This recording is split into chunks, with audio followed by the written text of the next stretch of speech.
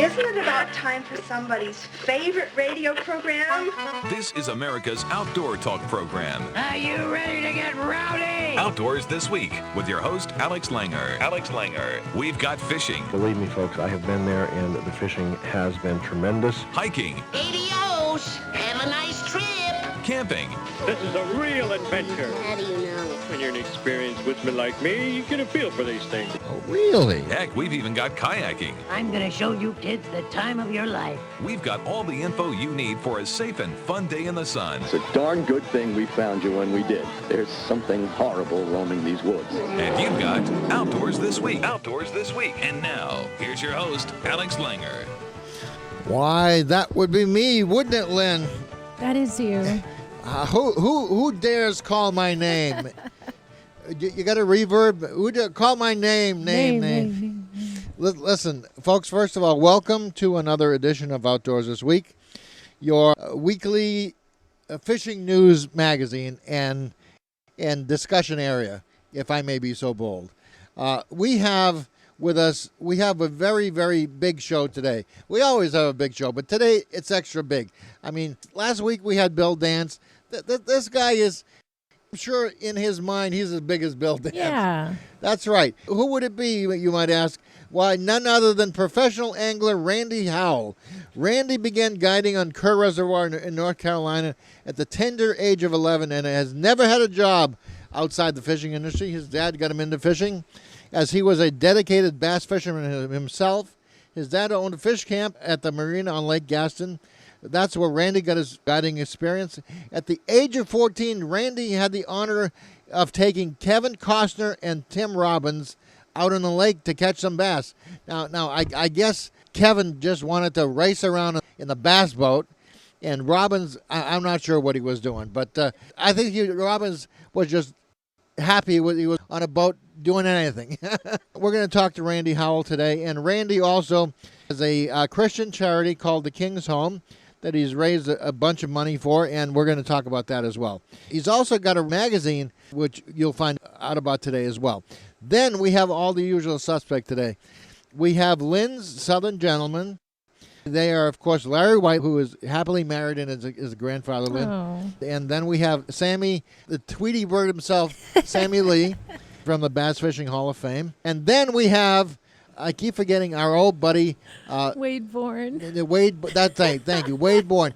But even more than that, Ron Linder. How can I forget about My Ron? northern gentleman. You're northern. Yes. You got gentlemen everywhere, in I the have north them and the south. everywhere. How do you keep track of them all? I certainly can.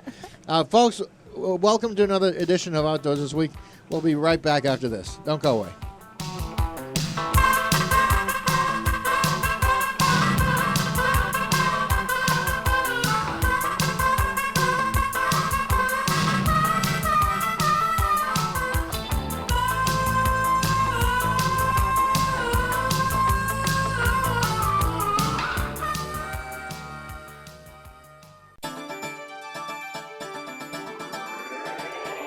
Hi, folks. Ron Linder here for Linder's Angling Edge Television. You can look for us, and we're all over the place, but you go to lindermedia.com for a TV schedule. We're on the Outdoor Channel on Saturdays and Sundays. We're on WFN and the Pursuit Channel and the Fox Sports Net channels.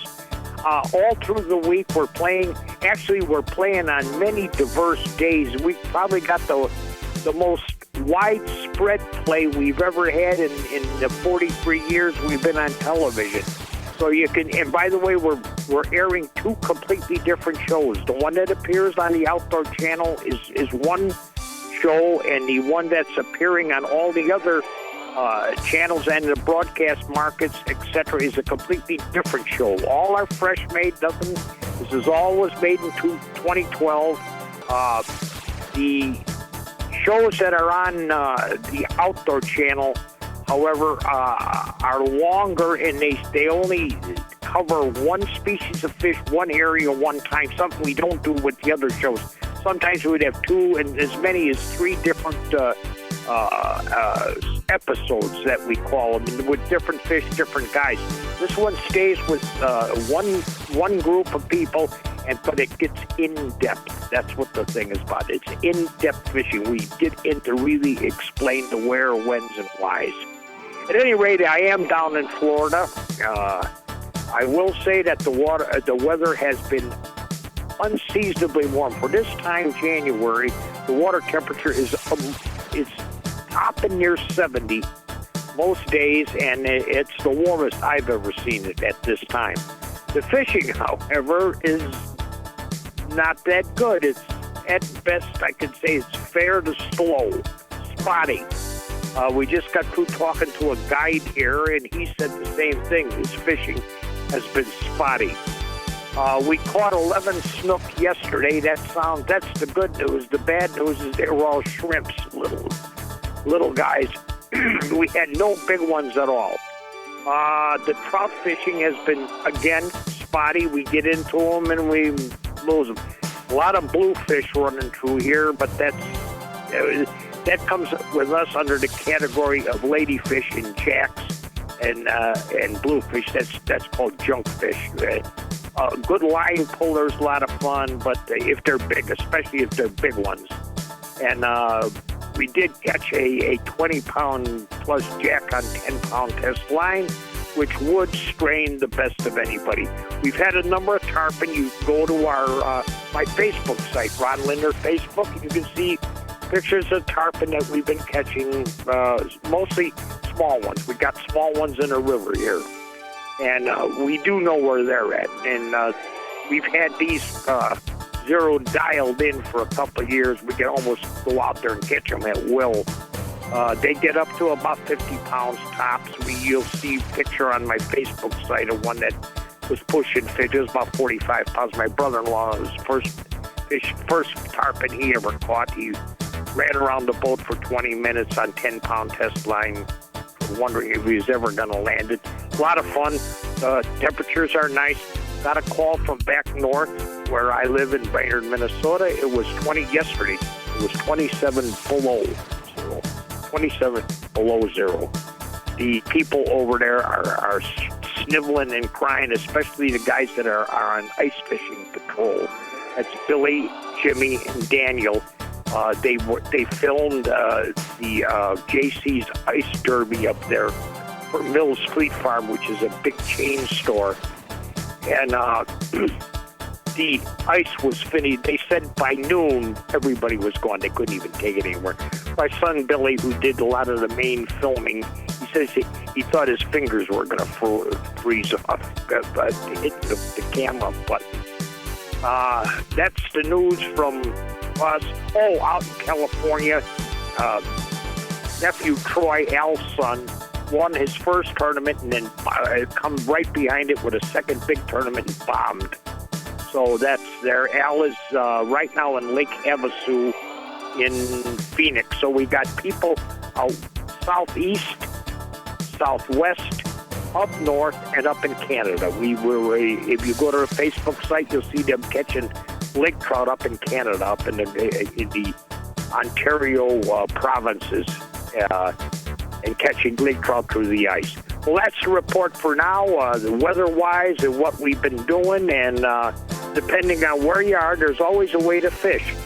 I don't know if I could take the ice fishing anymore like I used to. I guess with the clothes and everything I could. It's been, now get this, it's been 20 years since I put on the ice suit, got the ice auger out and drilled a hole.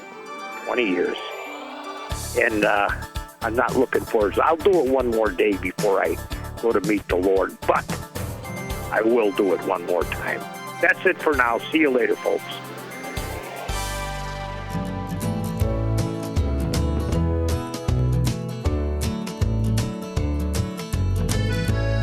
We'll be back in a moment with more Outdoors This Week with Alex Langer.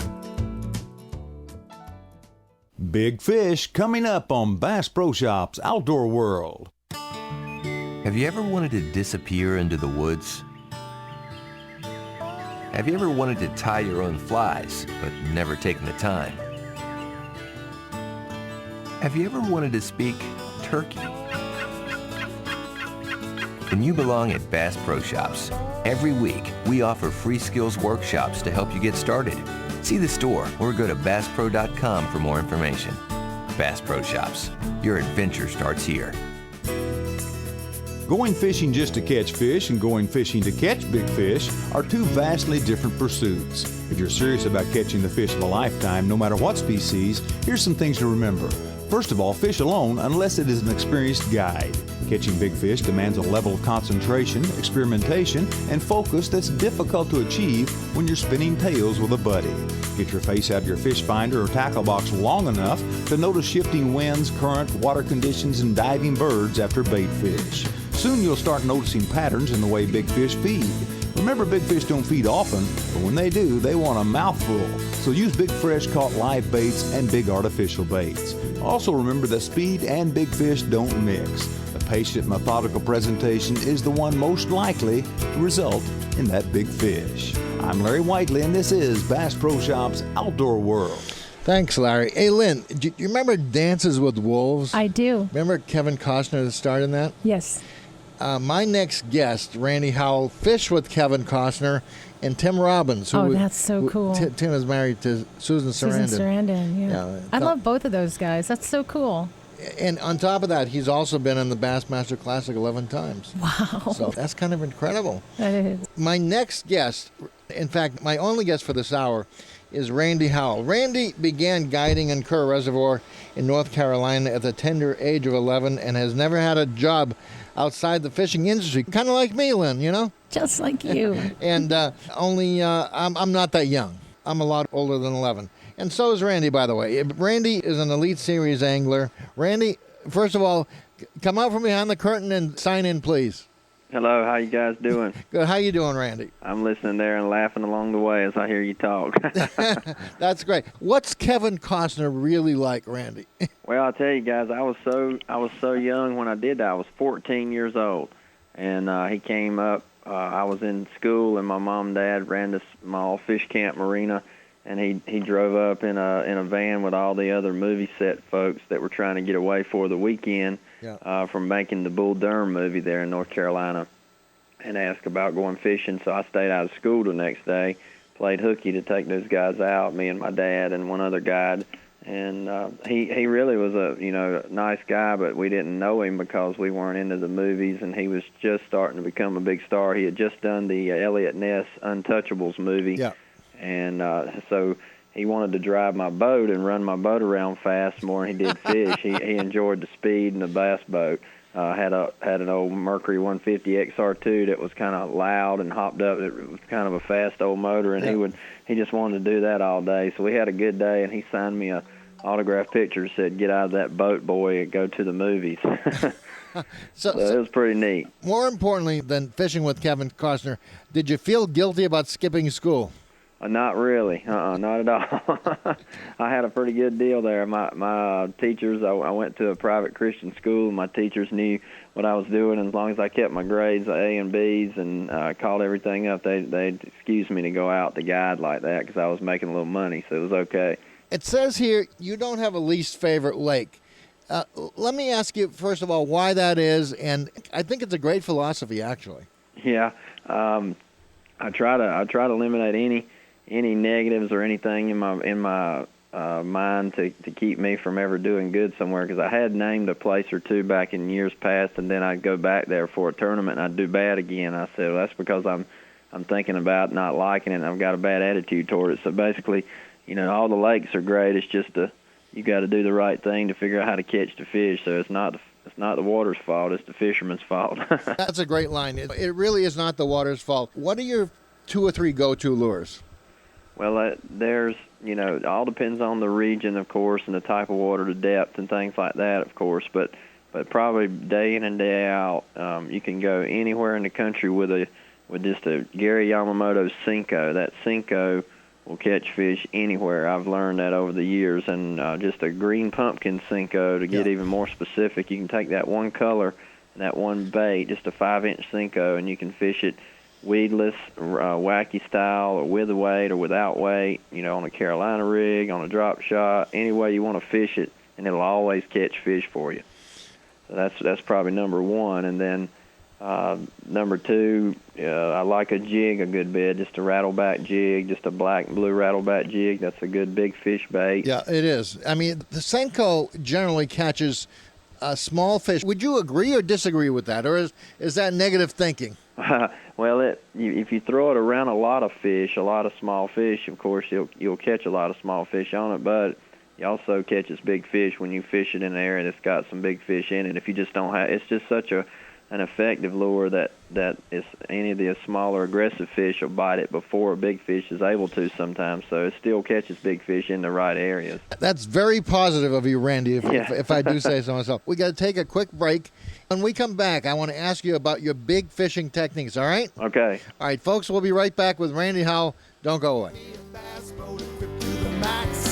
Gel coat sparkle, she's my waterproof Caroline. She'd see her out on the flats. I got high-tech equipment, rods and reels and lines. Brand new pickup that I bought from a friend of mine that I financed online. Wow! Woo! Hold on to that, and that's a good one since 1984. Tight Lines with Sammy Lee. Do you know what color lure to use when Carolina rig fishing? Hello, this is Sammy Lee. In just a moment, Peter Thoveras will tell us the colors he used to win over $1 million with. But first, this message. Aprons, t-shirts, hoodies, mugs. You want it? We got it. And by we, I mean Sammy Lee. Check out the incredible array of Tightline souvenirs you can buy at the Tightlines website and get fitted out from head to toe with quality products featuring your favorite fishing show. Buy them for yourself. Buy them for gifts. But make sure you buy them today. See the Tightlines collection online at my website, tightlinesradio.com. Just click the button that says souvenirs and get you some. Over 50 items to choose from at Tightlinesradio.com. In concluding my conversation with Peter Thoveras, I asked, what color plastic worms and lizards do you use in Carolina rig fishing? When it comes to color choices, I really keep it simple. I have found in all the travels across the country, north, south, east, west, that there are 4 colors that I stick with for the most part. Green pumpkin, watermelon, pumpkin seed, and something with either blue or green flake in it. Either a watermelon blue flake or a smoked blue flake worm or possibly just a black blue flake worm, but something, shady looking for certain situations. But those colors, that watermelon and that green pumpkin, they have worked everywhere I've been, and the only thing that I may do different to that color is to accent or highlight the tail with some chartreuse. If I have a cloudy or darker day, I'll tend to use the chartreuse tail, or early in the morning I'll tend to use the chartreuse tail, and if the sun's out real bright, still conditions, I'll go with straight color, with the lighter colors, and not use the flash to it. So I think the brighter tail color helps in darker water situations, darker light situations. I hope that something Peter Thoveras has said about Carolina rig fishing over the past couple of weeks helps you catch more bass by using it. I know it has me. I'm Sammy Lee, and until next time, Tight Lines. Tight Lines, brought to you by FishMate, The ultimate fishing app for your smartphone. by UFP, America's leading maker of brake systems for boat trailers. and by Smart Baits. Color changes everything. You know, my wife calls me a twit, but now I'm tweeting at www.twitter.com/TightLinesRadio. So join me daily for this update on fishing news and information. Thank you, you big old Tweety bird in a flaming yellow suit. We have with us Randy Howell. Randy is one of the top tournament anglers in the country. We just listened to Peter T. giving his favorite colors. And, I mean, do you agree with Peter T.? Yeah, I was sitting there listening to that thinking, I actually said almost the same thing in my mind right before I heard him say it, just to see how close we think alike on that, because that's such a common denominator among all the bass pros all over the country. Those colors, green pumpkin, watermelon, pumpkin seed, and then a dark color like a black blue or black red or something like that. That'll take you anywhere you go. And I've actually use more green pumpkins and watermelons with flake, like watermelon red and or a green pumpkin with red or blue or green in it. It's always good.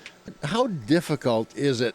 I mean, bass fishing, I've watched bass fishing over the last 30 or 40 years, and it seems everybody's game is much, much better today than it was, say, even 20 years ago. Would you agree with that? Yeah, definitely. Even really over the last 7 or 8 years. Even over the last 5 years, I mean, Yeah, so much new stuff has happened.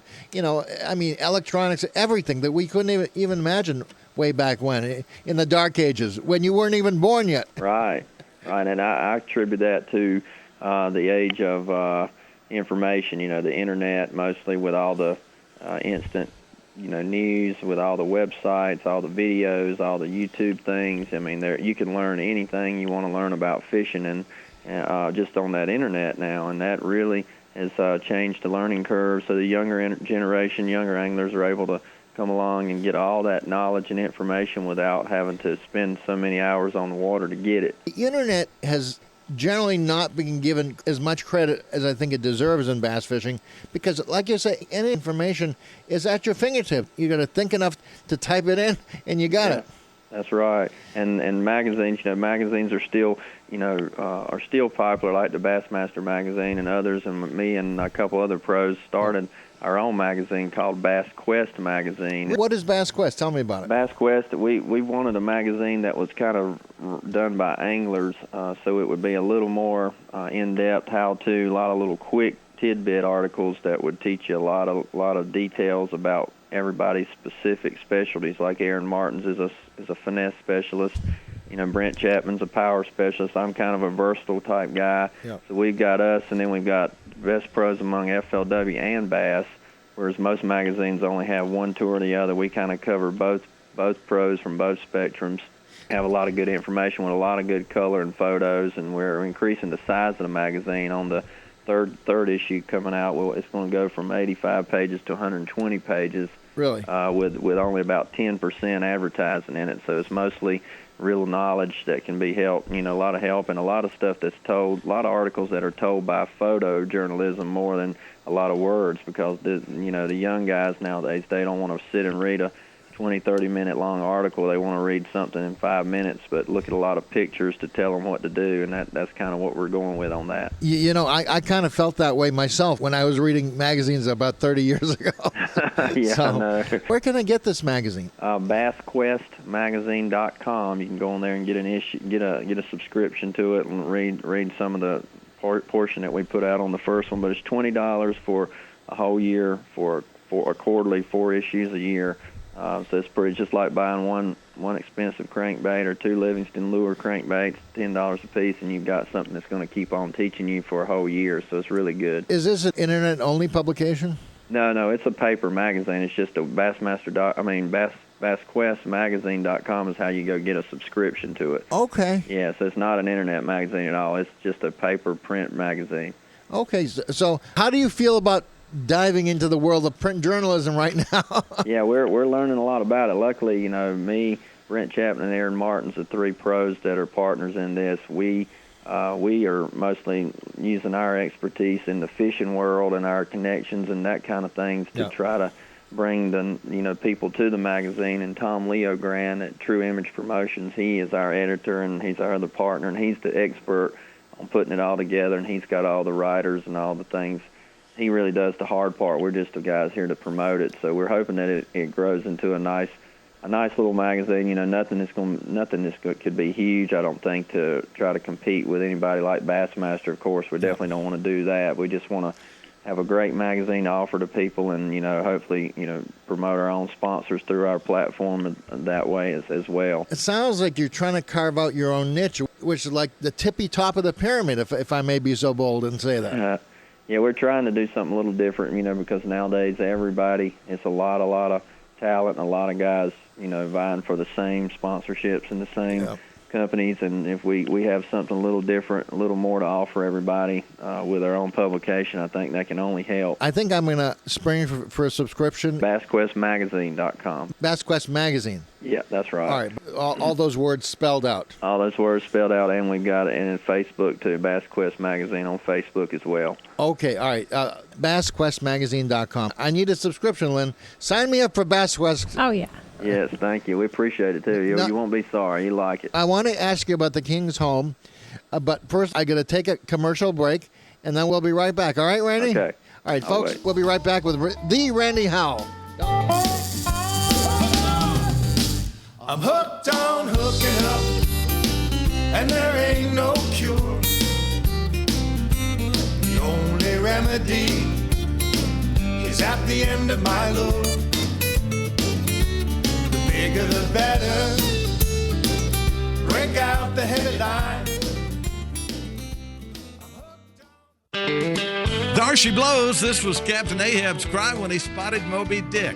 It's also Keith Sutton's call when a big catfish latches on one of his jug fishing lines. The jug starts bobbing and running away. Keith and his boys chase after it. The excitement can reach a fever pitch. I'm Wade Bourne, and this is Wired to Fish Radio.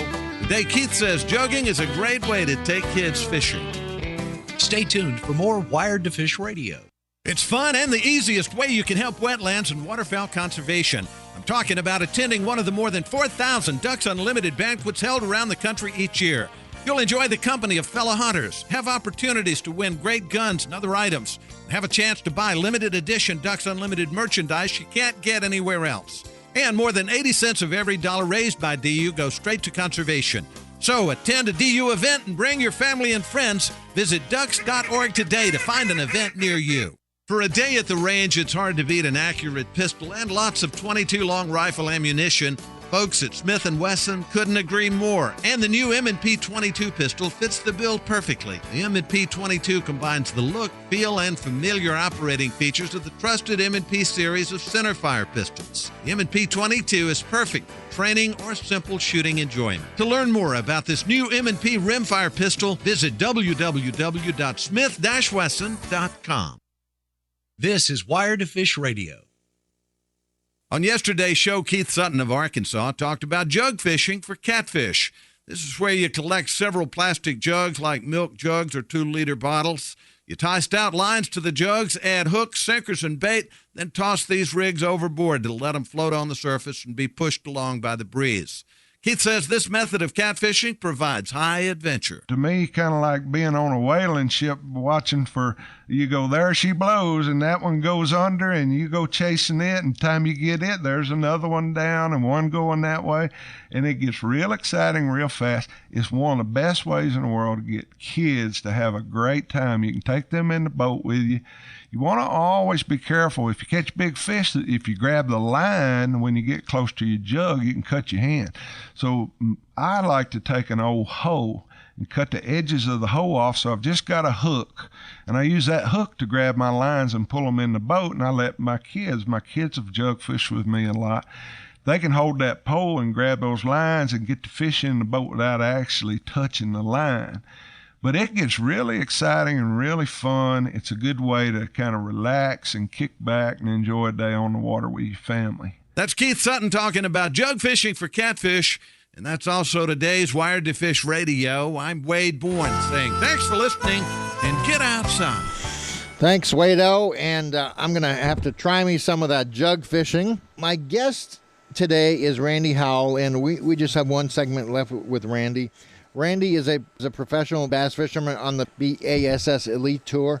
And Randy has a special charity that he has raised over $180,000 for called the King's Home Ministry. And Randy, you basically raffle off boats, right?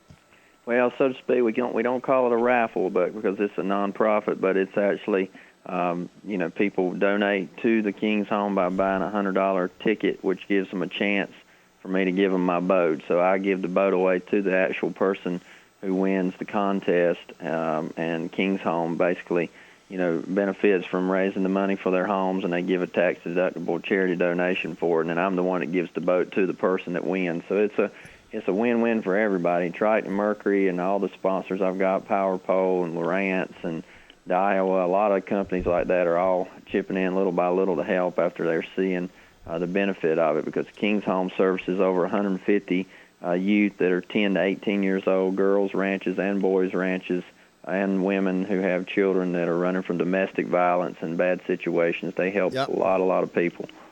I know this has been a big part of your life, the King's Home.